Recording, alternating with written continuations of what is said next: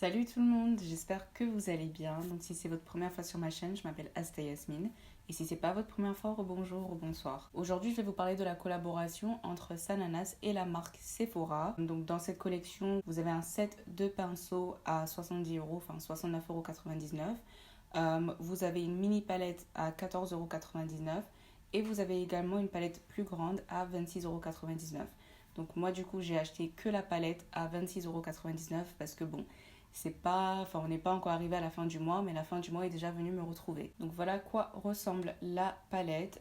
Voilà à quoi ressemblait la première palette. Je l'avais achetée aussi, je l'avais testée aussi. Donc comme vous pouvez le voir dans le packaging, la seule chose qui change vraiment c'est la couleur. Donc l'ancienne était rose et là vous avez une couleur beige. À l'intérieur vous avez la même répartition de 18 fards mat et métalliques. Honnêtement, si les deux palettes étaient sorties en même temps, j'aurais acheté celle-ci juste parce que c'est une question de goût, ces couleurs me correspondent plus que les pigments de la première palette. Donc la première palette était une édition limitée. Je me rappelle quand c'était sorti sur le site, les stocks sont partis tellement vite qu'il a fallu récupérer les stocks des magasins pour pouvoir le remettre en ligne. Et malgré ça, ça aussi c'est parti très vite. Les stocks qu'il y avait en magasin sont partis très vite. Et beaucoup de gens se sont plaints de ne pas avoir pu avoir accès à cette palette. Et du coup, la deuxième collaboration est arrivée. Il s'agit aussi d'une édition limitée. Mais dans sa vidéo de présentation, elle a cité que cette fois-ci, ils ont produit plus de stocks pour que plus de personnes puissent y avoir accès. Cependant, malgré tout, j'ai vu que sur le site, ce produit et tous les autres produits que j'ai cités auparavant ne sont plus en stock.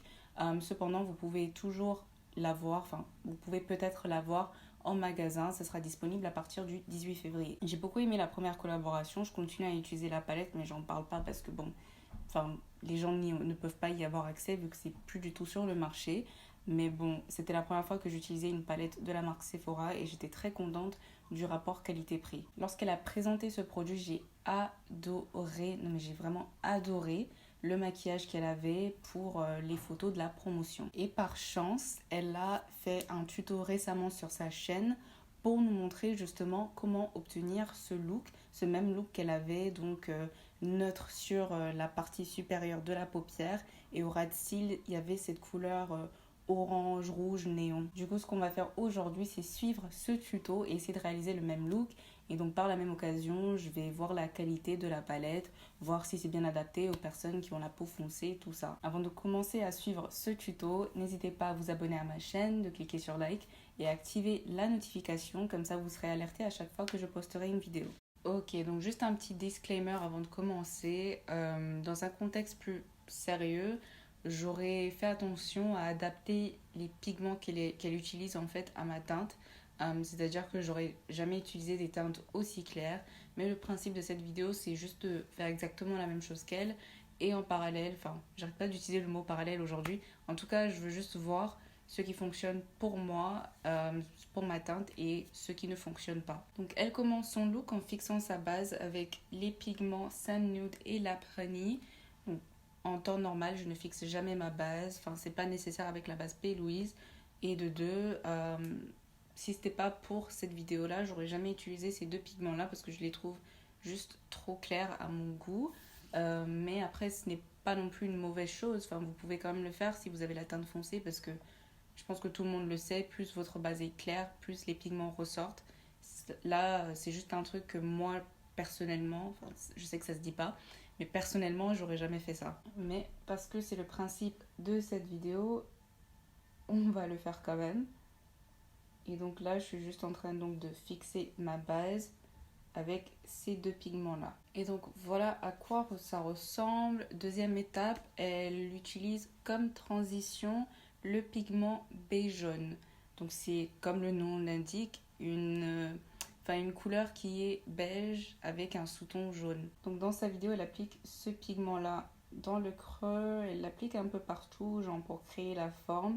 Elle a expliqué que c'était pour délimiter en fait le pigment sur sa paupière, les pigments qu'elle va utiliser par la suite. Je me suis dit qu'en fait ça c'était plutôt le pigment que j'aurais utilisé comme transition au lieu d'utiliser Lapras ou Sand Nude, parce que c'est un pigment qui s'adapte plus à ma teinte. Donc naturellement ça ne ressort pas du tout sur ma peau comme ça ressort sur la sienne. Dans sa vidéo, elle continue avec le pigment beige jaune qu'elle fait descendre sur son ras de cils. Donc même si on voit clairement que ce pigment est invisible sur moi, on va quand même faire la même chose. J'avais pas compris qu'elle avait utilisé donc la petite palette et la grande palette aussi. Du coup, il y a des pigments que je n'ai pas dans cette palette là. Du coup, en fin de compte, on va finir par improviser. Je veux absolument reproduire le même look qu'elle parce que j'ai trouvé ça trop beau. Je vais utiliser le pigment Hakuna Matata. Et tant mieux en fin de compte parce que je trouve que Hakuna Matata est bien plus adapté à ma teinte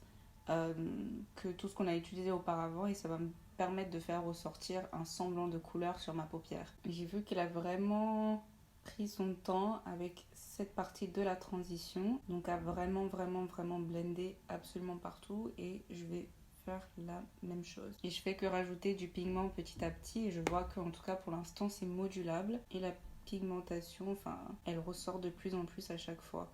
Et j'ai envie de dire que je vois pas de difficulté à blender avec les couleurs de transition que j'avais déposées auparavant, mais là c'est trop facile là parce que tout ce que j'ai déposé auparavant est invisible, soit trop blanc, du coup c'est trop facile. Donc elle prend cette deuxième couleur de transition et elle fait descendre à nouveau le pigment sur son ras de cils.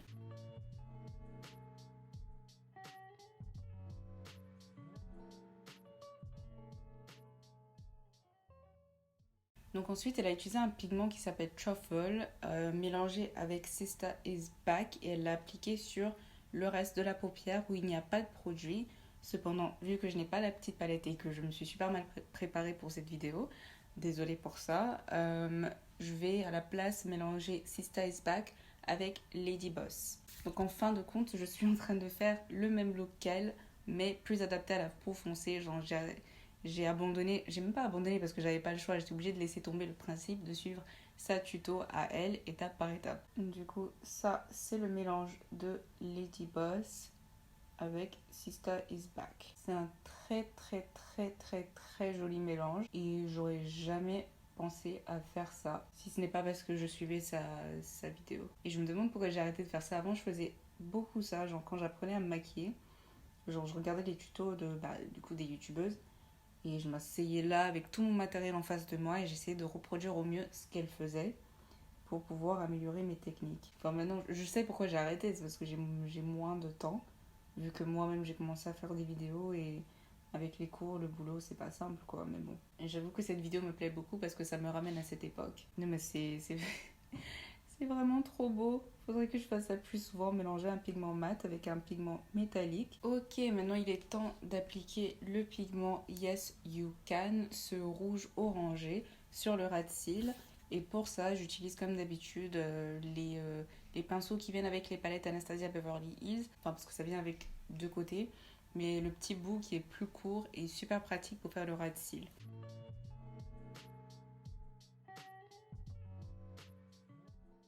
La couleur est vraiment belle. Donc là, on voit clairement que ça ressort pas sur ma teinte comme ça ressort sur la sienne, ce qui est normal. Cependant, je m'attendais à ce que ça pète un peu plus. C'est quand même un pigment néon. Mais dès qu'on blende, ça commence très vite à ressembler à Hakuna Matata. Je vais continuer à entasser et voir si c'est modulable. Et elle explique dans sa vidéo que si vous voulez que ce soit plus intense, il faut l'utiliser sans ces transitions et directement l'appliquer. Et je comprends que le pigment soit atténué par les produits de transition que j'ai utilisés en dessous, mais je m'attendais à un peu plus que ça quand même. Je ne pense pas pouvoir augmenter l'intensité du pigment plus que ça. Enfin, c'est mieux que tout à l'heure, mais toujours je m'attendais à plus. Et je viens de remarquer quelque chose parce que dans sa vidéo là, elle passe à l'étape où donc, elle utilise un pigment métallique dans le coin interne. Le seul pigment que je me vois utiliser pour ça, c'est le pigment Wow. Mais si vous êtes plus clair que moi, il n'y a pas genre de pigment argenté ou un truc plus clair en fait. Et elle prend un pigment de la petite palette, mais si vous n'avez pas les deux, vous n'aurez pas la possibilité de mettre un pigment métallique plus clair dans votre coin interne.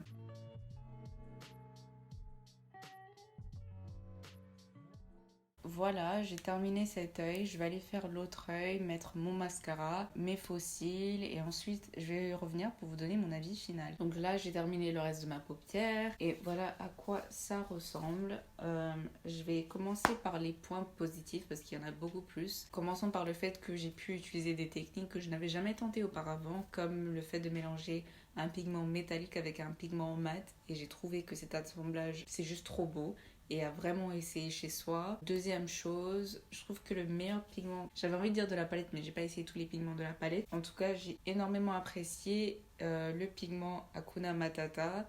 C'est un pigment à ne pas sous-estimer. Honnêtement, j'aurais été capable d'acheter toute cette palette juste pour utiliser ce pigment-là. C'est à ce point-là que je l'ai apprécié. Je trouve que c'est une couleur en fait qui est très belle sur les teintes foncées. Et c'est une très belle couleur de transition. Le pigment métallique Wow que j'ai utilisé dans le coin interne, donc c'est le pigment que vous voyez là. Je vais le swatcher par la même occasion.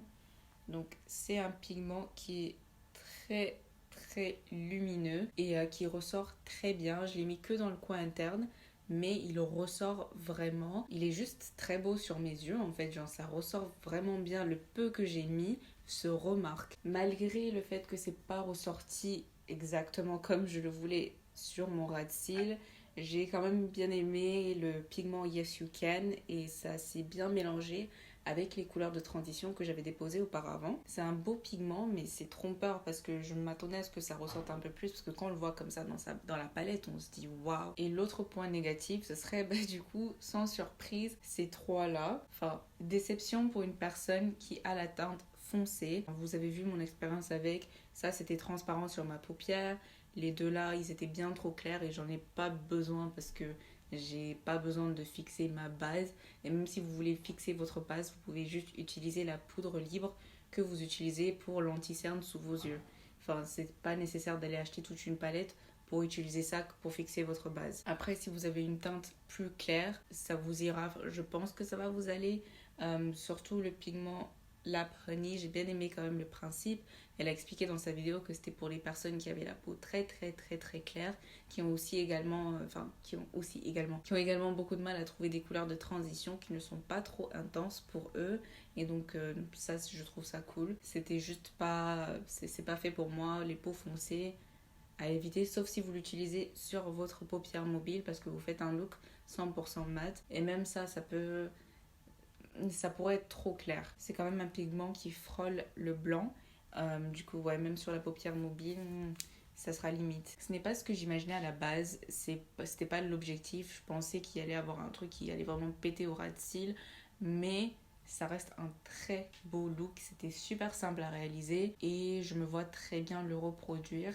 Je trouve ça même dommage que j'ai nulle part où aller parce que j'aurais bien aimé sortir comme ça. Le rapport qualité-prix est tout aussi bien que dans la première palette. Du coup, rien à signaler de ce côté-là. Et donc voilà tout pour cette vidéo. J'espère qu'elle vous a plu. N'hésitez pas à vous abonner, de cliquer sur like et activer les notifications. Comme ça, vous serez alerté à chaque fois que je vais poster une vidéo. Des bisous. Mouah.